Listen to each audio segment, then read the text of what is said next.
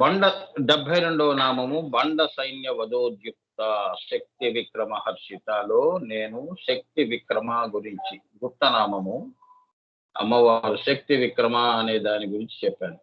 అలానే రెండవ నామము హర్షిత, ఆమె ఎప్పుడు హర్షిత అవుతుందో చెప్పాను. ఇక మూడవ నామం దగ్గరకు వస్తే శకవన. శకవన అక్షరాలు తీయండి అందులో నుంచి. బండ సైన్య వధోజిత శక్తి విక్రమ హర్షితలో మూడవ గుప్త నామము. ఈ అక్షరాలు బయటికి తీస్తే ఒక అర్థం బయటికి వచ్చింది. శకవన అంటే అమ్మో ఏదో అర్థం ఉంది స్వామి, అవునా? ఇప్పుడు రామకృష్ణ అంటే రాలోనూ అర్థం ఉంది, మాలోనూ అర్థం ఉంది, క్రూలోనూ అర్థం ఉంది, స్నాలోనూ అర్థం ఉంది, అవునా? ఇదే మంత్రశాస్త్రం. అర్థమైందా? ఐం క్లీం సో అన్నాను, ఏమిటి అందులో అంతరార్థం? అదే అనమాట. ఐం అంటే ఏమిటి? మహాసరస్వతి. ఇప్పుడే మీరు విన్నారుగా, అంత అర్థం ఉంది. ఒక ఐం బీజం వెనక ఇంత చెప్పారేంటి గురువు గారు? 10 నిమిషాలు చెప్పారు, అవునా? వినండి. శకవన అంటే ఇంకా అమ్మవారు ఏదైతే దేశకాల చైతన్యాలని చెప్పాని, ఈ కాలం అనేది ఏదైతే ఉందో, శకము అంటే ఒక యుగము. ఒక యుగాన్ని, కలియుగం ఉందనుకో, ఒక శకం ముగిసిందండి, సత్యయుగం ద్వాపర యుగం ముగిసిందండి అంటుంటాం కదా. శకము అంటే ఒక యుగము, మన్వంతరము, కల్పము, ఇలా మనం చెప్తూ ఉంటాం. బ్రహ్మకు ఒక కల్పము, ఆ లెక్క చెప్తాను ఇప్పుడు. ఇత్యాదిగా చూస్తే బ్రహ్మకి ఒక పగలు నందు 43,02,000 సంవత్సరములు కృత త్రేత ద్వాపర కలియుగములుగా వెళ్ళిపోతాయి ఆయనకి. అది ఆయనకి ఒక్క పగలు. ఆ పగలు ఆ పగలులోనే ఆయన సృష్టి చేస్తాడు. అర్థం ఏంటంటే పగలే సృష్టి జరిగింది, రాత్రి మళ్ళీ ప్రళయంలో మళ్ళీ ఈ సృష్టి అంతా వెళ్ళిపోయిందని అర్థం చేసుకోవాలి. అదనమాట. సో ఈ రకంగా ద్వాపర కలియుగములుగా వెళ్ళిపోతాయి అన్నమాట. ఇటువంటివి ఎన్నో యుగములు అమ్మవారికి ఎలా ఉంటుందో చెప్తున్నాను లెక్క. నువ్వు మనం అనుకుంటాం కదా, పొద్దున్న లేచాను సాయంత్రం కల్లా పని అయిపోయిందండి అంటున్నావు. ఈ చిన్న పగలు చూసి ఇంత మురిసిపోతున్నావు. అమ్మవారిది ఎలా ఉంటుందో చూడండి. ఇప్పుడు బ్రహ్మకి అలా ఉంటే అమ్మవారికి ఎలా ఉంటుంది తెలుసా? ఇటువంటి ఎన్నో యుగములు ఆమెకు ఒక్క రెప్పపాటు కాలము. కన్ను మూసి కన్ను తెరిచే లోపల ఇటువంటి యుగాలు ఎన్నో వెళ్ళిపోతాయి. అర్థమైందా? ఇతపూర్వం ఎన్ని యుగాలు వెళ్ళిపోయినాయో మనకు తెలియదు, అవునా? మనకి తెలిసింది ఏంటంటే ఈ 4 యుగాలు, ఇగో ఇప్పుడు కలియుగం జరుగుతోందండి అంటున్నావు. ఇటువంటి 4 యుగములు ఎన్ని వచ్చి వెళ్ళిపోయాయో ఎవరికి తెలియదు. కాలాతీత ఆవిడ, మహాకాళి అన్నమాట. కాలము ఆవిడ నుంచే వస్తుంది. ఆవిడని కాలంతో కొలుస్తాం కాదు, అజ్ఞానంగా. కాలదేశ చైతన్యాలు ఆమె నుంచే వస్తాయి. సో ఆమెకు ఒక్క రెప్పపాటు, ఇటువంటి ఎన్నో యుగములు ఆమెకు ఒక్క రెప్పపాటు కాలము.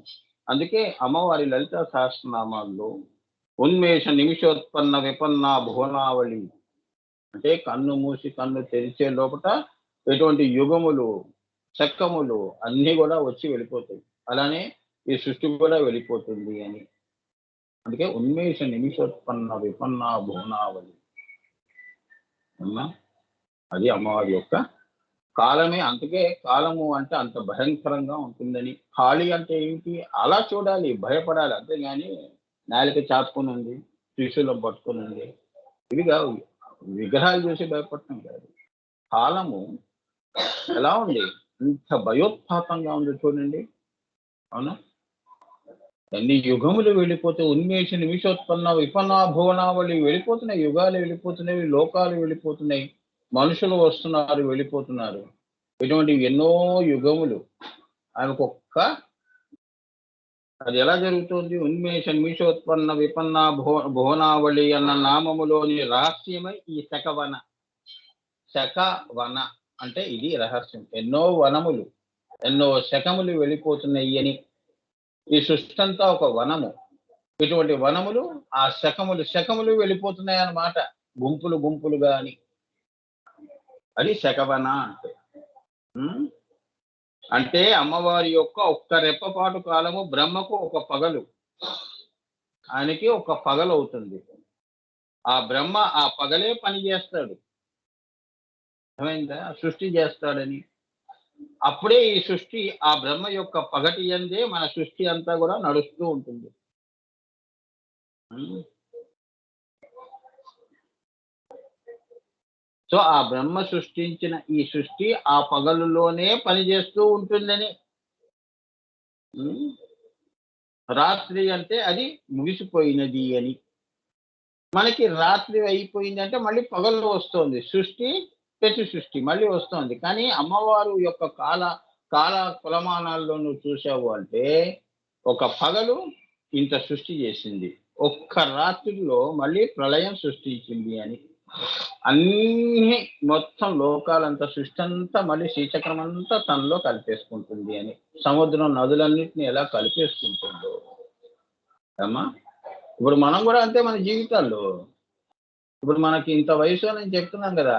ఆ కాలమంతా నీలో కలిసిపోయింది. ఇంక నువ్వు దాన్ని బయటికి తీయలేవు. మనం తీయలేము కానీ అమ్మవారు తీయగలుగుతుంది. అదే ప్రతి సృష్టి అంటారు. ఆ పరాశూన్యంలో కలిపేస్తుంది. అదే కాలము నీ నీ నువ్వు నీలో కలిసిపోతుంది. నువ్వు వెళ్ళిపోతావు. సెకముల్లో వెళ్ళిపోతావు. కానీ మళ్ళీ అమ్మవారి విషయానికొస్తే నువ్వు గూడా అమ్మవారిలోనే వెళ్ళిపోతావు. మహాప్రళయంలో ఎవరు ఉండరు. మళ్ళీ ఇవన్నీ అభావంలో వెళ్ళిపోతాయి. పరాశూన్యంలో కలిసి ఉంటాయి. కరిగి ఉంటాయి. మళ్ళీ ఆ తల్లి మళ్ళీ చైతన్యము ఆమెకి సంకల్పం కలిగితే మళ్ళీ ఇవన్నీ కర్మ పరిపాకం అయితే అన్నీ బయటికొస్తాయి మళ్ళీ. అదనమాట. మనలో గూడా అంతే గదా! నేను గత 1970లో ఇలా చేశానండి, అలా చేశానండి చెప్తుంటాడు. మళ్ళీ మాటి మాటికి చెప్తుంటాడు గదా! ప్రతి సృష్టి చేస్తుంటాడు. అట్లా మరి నీ యొక్క జీవితం గూడా నీ వయసులో కరిగిపోయింది గదా! కానీ అవసరం ఉన్నప్పుడు నువ్వు మళ్ళీ మళ్ళీ చెప్తూ ఉంటావు. పలానా టైంలో ఇలా చేశాను, అలా చేశాను అని. అట్లా అమ్మవారు సృష్టి చేస్తుంది అని. ఆవిడ ఆలోచన అది. సో, నీ ఊహలకి, ఆలోచనలకి, మాటలకి, మంత్రాలకి, తంత్రాలకి లొంగే పదార్థం కాదది. బ్రహ్మ పదార్థం. ఆది పరాశక్తి. అమ్మా! మనము చేయవలసిన పనేంటంటే కేవలం శరణ్యం. అన్యథా శరణం నాస్తి అన్నట్టుగా అమ్మవారికి సరెండరింగ్ అంటారు. హంబుల్‌నెస్. అమ్మ పాదాల దగ్గర అంత అందుకే వినయ చక్ర పూజ అని ఆనందగనం చెప్తుంటారు. ఎప్పుడు గూడా మనకన్నీ తెలుసు అనేది. హ్మ్. సో, అహంకరించి, హుంకరించి పూజలు చేయకూడదు అని. అందరూ గూడా గురు సాంప్రదాయాలన్నీ గూడా సమయాచార పూజలు చేసేవాళ్ళందరూ, హృదయంతో మంత్రం చెప్పేవాళ్ళందరూ గూడా వినయ పూజలే జేస్తారు. దీనికి విరుద్ధంగా చేసేవాళ్ళు రాక్షసులు. దశమహావిద్యల్లో ఆ అమ్మవాళ్ళని ప్రసన్నం జేసుకోవటానికి కొద్దిగా అహంకార పూజ అని చేసుకుంటారు. అంటే వరములు పెట్టుకొని, సంకల్పములు పెట్టుకొని చేసేవన్నమాట. ఈ పూజలో ఏంటంటే, అయాచితంగా, అప్రయత్నంగా నీ సంకల్పాలన్నీ నెరవేరకపోతూ చివరికి నీకు లయాన్ని గూడా ఇచ్చేదనమాట మార్గం. సమయాచారం అంటే అదనమాట. ఆ మార్గంలో నీకు ఏది దక్కాలో అది దక్కుతుంది. ఎవ్వరు తీసుకోరు. అక్కడే ఉంటుంది. నువ్వు ఇప్పుడు కోరుకోవాల్సిన అవసరం లేదు. ఎల్లుండి నీకొస్తుంది. ఎందుకు ఆగలేవు? ఓపికగా ఉండాలిగా. అదే సమయాచారం అంటే ఏమిటి? నువ్వు వెళుతున్న మార్గంలోనే నీకు అయ్యో! ఇప్పుడే అనుకున్నాను. ఇప్పుడే ఇలా వచ్చింది అంటావు. అదే సమయాచార పూజలు అంటే ఏంటంటే, షట్‌చక్ర భేదన చేసుకుంటూ పరాశూన్యం వైపు దీన్ని ప్రస్థానం చేయించటం. ఆ యొక్క దాంట్లో నీ నీ సంకల్పాలన్నీ నెరవేరిపోతూ ఉంటాయి. దానికి నువ్వు ప్రత్యేకంగా ఒక దేవతను పెట్టుకొని కూర్చొని చేయటం అవసరం లేదు. అహంకారం పెట్టి. అవునా? మన జీవితానికి సర్వనాశనం చేసేది అహంకారం. ఆ 'ఆ' అనే ఒక్క అక్షరం తొలగిస్తే నువ్వు ఆకాశం అవుతావని ఆనందగానే చెప్తాడు. మనకి 'ఆ' అనేది చాలా ప్రియాతి ప్రియమైనది. మనని మనం ప్రేమించుకోవటంలో మనం చాలా సిద్ధహస్తులం. అమ్మవారిని ప్రేమించడం రెండో విషయం. అవునా? ముందు మన్ని మనం ప్రేమించుకొని, మన్ని మనం చాలా మనసుని ఎలా చూస్తాం, మన మనసుని అది ఏది కోరితే దాని ముచ్చట్లనే తీరుస్తాం. అర్థమైందా? మనసు చెప్తేనే నువ్వు పూజకెళ్ళు అని అంటేనే మనసు మాట విని మనం వస్తాం గానీ, అమ్మ మాట విని మనం రాము. అంటే చాలా మంది. అమ్మా! అంతేగా? ఎందుకో నా మనసులో అనిపించిందండి వాళ్ళు మీ దర్శనం జేసుకోవాలని అని అన్నారనుకో, మనసు చెప్పటం ఏంటి? ఆ! నువ్వు ఆత్మస్వరూపంగా అంటుంది అమ్మవారు. నా ఆత్మవే గదా! అయాచితంగా, అప్రయత్నంగా నీ అడుగులు ఇటువైపు వచ్చేయాలి. అంతేగాని ఎవరో చెప్తే, చివరికి నీ మనసు గూడా పరాయిదే. అవునా? దాన్ని అచ్చట్లు ముచ్చట్లు తీరిస్తే నీకు లోబడి ఉంటుంది. దానికి విరుద్ధంగా వెళ్ళావు అంటే నేను మనశ్శాంతి లేకుండా చేస్తుంది. ఇదే సింపుల్. అందుకే మీ గురువుగారు ఏమంటారు? మనస్సుని అమనస్కం చేయండి అంటారు. అమనస్కత స్థితిలోనే నీకు ఆత్మ దర్శనం అవుతుంది అని. అది ధ్యానం వలన వచ్చేది. అది మహామౌనము అంటారు. మనసుంటే మౌనం రాదు. మనసు లేకపోతేనే మౌనం వస్తుంది. అది కూడా తెలుసుకోవాలిగా. నువ్వు మాటలు మాట్లాడకపోయినా నీ మనసు మాట్లాడుతోందిగా. అందుకే దాన్ని అమనస్కం చేయండి అంటే మనసును తొలగించండి అని. తొలగించడం అంత తేలిక స్వామి అంటే చాలా తేలిక. పుట్టినప్పుడు నీకు మనసు ఎక్కడుంది? ఆ స్థితిలో నువ్వు దాన్ని ఉంచాలి. అవునా? మాట వినని వాడిని ఏం చేస్తాం? కంట్రోల్‌లో పెడతాం. అవునా? ఆర్డర్ అంటారు. ఆర్డర్‌లో ఉన్నప్పుడు అదే అలవాటైపోతుంది. అదే సాధన అంటారు. ఆలోచనలు చేయడం తగ్గించామనుకో సాధన చక్కగా గట్టిపడుతుంది. అవునా? పెరుగు తోడుకోవాలి అంటే సమయం పడుతుంది. అలానే నీ మనసు నీ మాట వినాలి అంటే కొద్దిగా సమయం పడుతుంది. ఏమిటా సాధన? సాధనా పంచతంత్రం అని గురువుగారు లోకానికి ఇచ్చారు. అంత గొప్ప గ్రంథం ఇచ్చారు. ఎవరిని ఎవరు వెళ్లి అడక్కదినవలసిన అవసరమే లేదు. అంత సంపద ఇచ్చారాయన. అని మనం సద్వినియోగం చేసుకోవట్లేదు. అవునా? హ్మ్. ఆ సాధనా సంపత్తులు జీవ సాధన ఎలా చేయాలో చెప్పాడు. ప్రాణ సాధన ఎలా చేయాలో చెప్పాడు. అవునా? అన్ని సాధనలు చెప్పాడు. 5 రకాల సాధనలు చెప్పి చివరికి నీకు అనుభూతి అవుతుంది అనేది కూడా చివర్లో చెప్పాడు. ఆ శ్వాస మీద ఎన్నో పేజీలు ఆయన చెప్పడం జరిగింది. ఎన్నో రహస్యాలు చెప్పారమ్మా. ప్రపంచంలో మీరు ఎక్కడికి వెళ్ళినా, ఎక్కడ తిరిగినా గూడా ఇటువంటి జ్ఞానం అనేది మీకు లభ్యము కాదు. ఇది ఖరాఖండిగా చెప్తున్నాను. ఏమ్మా? అందుకే మన సమయం, మన మన డబ్బు, మన జీవితం, మన శ్వాసలు వృధా చేసుకోకుండా అమ్మా ఇది అమ్మవారి ప్రసాదమే, గురువుల అనుగ్రహమే, అమ్మవారి ప్రసాదమే. నాకు ఇటువంటి గొప్ప పరంపర దొరకటం అమ్మా నేను దానికి సంబంధం పెట్టుకోను. ఎన్ని కష్టాలు వచ్చినా ఓర్చుకోవాలి అమ్మ దగ్గర. ఈ సంసారంలో నీకు కష్టాలు వస్తే ఓర్చుకోవట్లే, పిల్లలు బాధ పెడుతుంటే పిల్లల్ని తిట్టిపోస్తున్నామా? అమ్మని ఎందుకు తిడుతున్నావు? అవునా? నీకు తిట్టే అధికారం ఎక్కడుంది? ఈ గురువుకి ఏమీ తెలియదు. ఈ గురువు వల్ల నాకేం లాభం పొందలేకపోయాను అని అనటానికి నువ్వెవరివి? ఈ కర్మ ఎలా ఉందో చూసుకో. ఈ కర్మని బట్టి ఇస్తారు వాళ్ళు. అవునా? రేపటి తిండి ఇప్పుడు తింటా అంటే ఎట్లా అవుతుంది? రేపే ఆ ఆకలి రేపు పుడుతుంది. ఇవాల్టి ఆకలి ఇవాళ తీర్చుకో. అలా అన్నమాట. ఇ ఇ సో, కర్మానుసారంగానే అన్నీ వస్తాయి నాన్న. నువ్వు కోరుకుంటే అన్నీ మనమేం దేవతలం కాదు గదా! అవునా? సంకల్పం చేయంగానే పనయిపోవాలంటే ఎట్లా? కాదు. టైం పడుతుంది. దేనికైనా టైమే పడుతుంది. ఎంత నువ్వు కోటీశ్వరులవైనా నాకిప్పుడు అయిపోవాలంటే ఎవరు జేయరు. ఇల్లు కట్టి నాకు 24 గంటలు ఇల్లు కట్టి నాకు చూపించండి అంటే ఎవడు కట్టడు. టైం పడుతుంది సార్ అంటాడు. మీరు కోటీశ్వరులైతే మాకెందుకు so there is a time. శ్వాసకి టైం ఉంది. కాలం ఉంది. అదే శకవన అంటే. ఈ చిన్న చిన్నవి అర్థమైతే ఆ శకవన అనేది అమ్మవారు ఉన్మేష నిమిషోత్పన్న విపన్నా భూనావళి అంటే తను రెప్పపాటు కాలంలోనే యుగాలు వెళ్ళిపోయినాయి అంటే ఆవిడకి ఒక పగలు ఆ! ఒక రాత్రి బ్రహ్మకి ఒక పగలు, అమ్మవారికి ఆ! ఒక రాత్రి, ఒక్క రోజుతో సమానం. మొత్తం సృష్టి అంతా మళ్ళీ రాత్రిల్లో కలిపేస్తుంది. అయిపోయింది ప్రళయం. ఒక్కరోజు అయింది అని శకవన అంటారు. హ్మ్.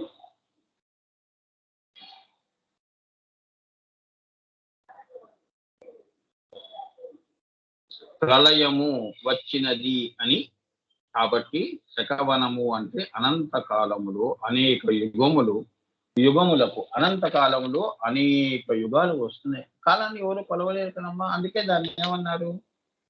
అనంత కాలము అన్నారు. అవునా? ఇప్పుడు మనం పుట్టినప్పటి నుంచి ఇంతవరకు మన వయస్సు చెప్పగలుగుతాం. సృష్టి గురించి నువ్వేం చెప్పగలుగుతావు? అవునా? మనకు తెలీదు.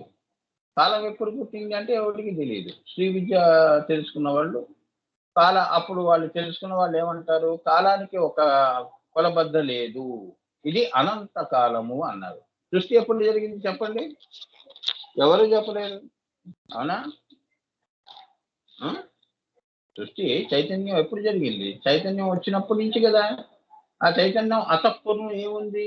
కాలము లేదు, దేశము లేదు, చైతన్యము లేదు, శివుడికి సంకల్పం లేదు, అమ్మవారికి సృష్టి చేయాలనే ఈ ఈ పని లేదు. వారు అలా పరాశూన్యంలో అలా అంత తమస్సులో అలా పడి ఉన్నారు. తపస్సులో ఉంది ఆ పరాశూన్యం. ఒకానొక సందర్భంలో అందులో ఒక చలనం వస్తేనే కదా సృష్టి అనేది వచ్చింది. అవునా? అలా అన్నమాట. సో అమ్మవారు ఏమిటి? ఆమె యుగధారిణి అంటారు. ఇటువంటి ఇటువంటి యుగాలు ఆమెకి ధరించి ఉన్నది కాబట్టి. కపాలమాలి అంటే ఎవరు? కపాలాలు ధరించినది కాలము. మహాకాళి అవతారమే ఈ యొక్క యుగధారిణి. చాలా అంటే కపాలము అంటే ఏమిటి? దశమహావిద్యలో చెప్తాను నేను. అంటే సృష్టి అని. అటువంటి సృష్టులని మాలలని కపాల మాలలని ధరించి ఉన్నది అని. ఒక్కొక్క పుర్రెలు ఉంటాయి కదా, అవన్నీ కూడా ఒక యుగముతో సమానం అన్నమాట. అది ధరించి ఉన్నది యుగధారిని నేనే అంటుంది మహాకాళి. అదనమాట. పరతత్వంలో అలా ఆలోచన చేయాలి నాన్న. అంతేగాని పుర్రలు వేసుకొని తిరుగుతుందని కాదు. మనుషుల పుర్రలు మెడలో వేసుకొని తిరుగుతుంది, రక్తం తాగుతుంది అని కాదు. రక్తం తాగటం కాదు అది. దాన్ని ఏంటంటే కొద్దిగా హయ్యర్ మైండ్ అంటారు. మనసు పెరిగితే కదమ్మా అందమైన ఆలోచనలు వస్తాయి. మనసు కింద ఉంటే చెత్త ఆలోచనలన్నీ వస్తాయి, పనికిరాని ఆలోచనలు. అవునా? పొల్యూషన్స్ అంటారు, భావ పొల్యూషన్స్ అన్నమాట. నువ్వు నీ ఆలోచన నిన్నే కాదు పాడు చేసేది, పక్క వాళ్ళు కూడా పాడు చేసేది. అవునా? శుభ్రత అనేది అక్కడి నుంచి క్లీన్లీనెస్ ఇస్ నెక్స్ట్ బాడీనెస్ అంటే ఏంటంటే అక్కడి నుంచి మనం క్లీన్లీనెస్ చేయాలని. అంతేగాని ఇల్లు చుమ్ముకొని ఇల్లు సర్దుకోవటం కాదు. క్లీన్లీనెస్ నీలో నుంచి మొదలవుతుంది. అదే బహిర్యాగ, అంతర్యాగ, రహోయాగ, ఇవన్నీ క్లీన్లీనెస్ కదా. ఉదాహరణ ప్రాణ ఉత్పత్తి అంటే ఏమిటి? ఈ మాయనంతా తొలగించుకోవటం, చీపురు పట్టుతో తొలగించుకోవటం, మాయన్ని బంధాలు ఇవన్నీ కూడా క్లీన్లీనెస్. అప్పుడు కదా నువ్వు ఆత్మ దగ్గరికి వచ్చినప్పుడు అక్కడ అమ్మవారు అక్కడ కూర్చొని ఉంటుంది. అది నెక్స్ట్ గాడ్లీనెస్. ఇది తొలగిస్తే అది వెంటనే ఆ దేవత నీకు ప్రసన్నం అవుతుంది అని ఆ ఇంగ్లీష్ వాడికి చెప్పారు. ఇది ఇంత దృష్టిలో పెట్టుకుని వాడు చెప్పాడు. క్లీన్లీనెస్ ఇస్ నెక్స్ట్ గాడ్లీనెస్ అంటే అమ్మవారు మంజుళ చూసుకుంటూ కూర్చోమని కాదు, ఏమా అలంకారాలు చేసుకుంటాం కాదు. మనలో ఉన్న శుభ్రత అంటారు. అప్పుడు పరిశుభ్రంగా అమ్మవారు అక్కడ దేవతా దర్శనం అవుతుంది అని. శుభ్రత పరిశుభ్రత అంటే శుభ్రత దేనికి? నీ మనసుకి. అప్పుడు పరిశుభ్రంగా ఉందండి మనస్సు, విశాలంగా ఉంది. అవునా? గది సరిపోకపోతే ఏం చేస్తాం? గదిని పెంచలేం కదా. ఉన్న సామాన్ తొలగిస్తే గది పెద్దగానే కనిపిస్తుంది. ఈ ఆలోచనల వల్ల మనం ఏమైపోయాము? దగ్గర అయిపోయాం. ఇదే జీవితం అనుకుంటున్నాం, ఇదే బంధం అనుకుంటున్నాం, ఇదే శాశ్వతం అనుకుంటున్నాం. ఏమ్మా? అలా వెళ్ళిపోతూనే ఉన్నాం అమాయకంగా. ఏమ్మా? మాయ నిన్నేం చేసేసింది? మైమరిపించేసింది. ఆత్మ ఉన్నది అనేది మర్చిపోయావు నువ్వు. ఆత్మ లేదని అనుకుంటున్నావు, జీవాత్మగానే బతికేస్తున్నావు కానీ ఆత్మని, ఆ జీవ అనేది నువ్వు తొలగించుకోలేకపోతున్నావు. అది by the time you remove that జీవ, your time is no more. ఈ జీవితం అప్పటికే అయిపోతుంది. ఏమ్మా? సెల్ఫ్ రియలైజేషన్ అంటే మన గురించి మనం తెలుసుకోవటమే ఒక జీవితం సరిపోతుందమ్మా. పక్కవారి సంగతి మనకు అనవసరం. మన సంగతి మనం తెలుసుకోవాలి అంటే జీవితం సరిపోతుంది. ఎప్పుడో ఇంకా అవసాన దశలో గురువు గారు ఇప్పుడు తెలిసింది స్వామి నాకు జీవితం అంటే ఏంటో అని అప్పుడు కళ్ళలో నీళ్ళు వస్తాయి. ఇప్పుడు కాదు, రాదు. ఇప్పుడంతా ఆలోచనలు వేడిగా ఉంటాయి అమ్మా. పోయేటప్పుడు తెలుస్తుంది. అది చెప్తున్నారు. ఇప్పుడు 4వ గుప్తనామం మహర్షిత. మహా ప్లస్ అర్షిత. ఆవిడ ఉట్టి అర్షితనే కాదు, మహా ప్లస్ అర్షిత. ఆవిడ ఆనందం ఎలా ఉంటుంది? తల్లి కృప ఉంటేనే కానీ మనలో బ్రహ్మ సంస్కారములు ఉద్బుద్ధములు కావు. ఉద్బుద్ధము అంటే ఏంటంటే ఉద్భవించవు అని, ప్రచోదయము కాదు అని. పూర్వజన్మము నుండి తెచ్చుకున్నవి పెంపొందవు. జన్మ నుండి తెచ్చుకున్నది పెంపొందవు. పెంపొందే ప్రయత్నము చేయటానికి సద్గురువులు దొరకకపోవచ్చు. సో సద్గురువులు దొరికినా మన అశ్రద్ధ చేత మనం ఆ విద్యను కాలరాసుకోవచ్చు. ఇన్ని అవయోగములు మన జీవ చాపల్యము చేత పడుతున్నప్పుడు మనకి మహర్షిత్వము పట్టే యోగ్యత ఉన్నప్పటికీ పట్టదు. అట్టిది పడితేనే ఆ తల్లి మన యందు స్వయముగా కృప చూపించినదని అర్థం. చూసారా ఎంత బాగా చెప్పాడు వీరందరూ. ఇదే ఆనందఘన గురించి తెలుసుకోవాలి అంటే, వీరిని అర్థం చేసుకోవాలి అంటే, భూతాకాశంలో ఆయన పుట్టటం ఇది కాదు. ఆయన పుట్టుక దగ్గర నుంచి పోయే వరకు మనం గమనించింది ఆనందఘన కాదు. ఈయన ఎప్పుడూ కూడా చిద్గగనాల్లో తిరిగే ఆత్మ. ఈయన సాక్షాత్ అమ్మవారి యొక్క అంశరూపం. అమ్మ కృప చూపించి ఈ యొక్క ఆ తల్లి యొక్క 1408 యంత్రాలు వేయించుకుని ఆశీర్వదించి తన బిడ్డని మళ్ళీ తనలోనే కలిపేస్తుంది. అదనమాట. ఇక్కడ ఏమంటున్నారు? తల్లి కృప ఉంటేనే కానీ మనలో బ్రహ్మ సంస్కారాలు ఎలా వస్తాయి? ఇప్పుడు జీవ సంస్కారాలు వద్దంటే వస్తాయి. పనికిరాని తెలివితేటలు అన్నమాట. ఏమా ఆ తెలివితేటలను చూసి మనమే మురిసిపోవాలి కానీ పక్క వాళ్ళు ఎవరు మురిసిపోరు. అవునా? సో ఇవి జీవ సంస్కారాలు, ఇవి వద్దంటే వస్తాయి. కానీ బ్రహ్మ సంస్కారాలు ఎలా వస్తాయి? అవి ఉద్భవించవు. నీలో ఆ బ్రహ్మ సంస్కారాలు ఉద్భవించాలి అంటే సద్గురువుల యొక్క కృప దొరికిన ఒక్కొక్కసారి ఏమిటి మన అశ్రద్ధ వలన కూడా మనము ఆ విద్యని కాల రాసుకోవచ్చు.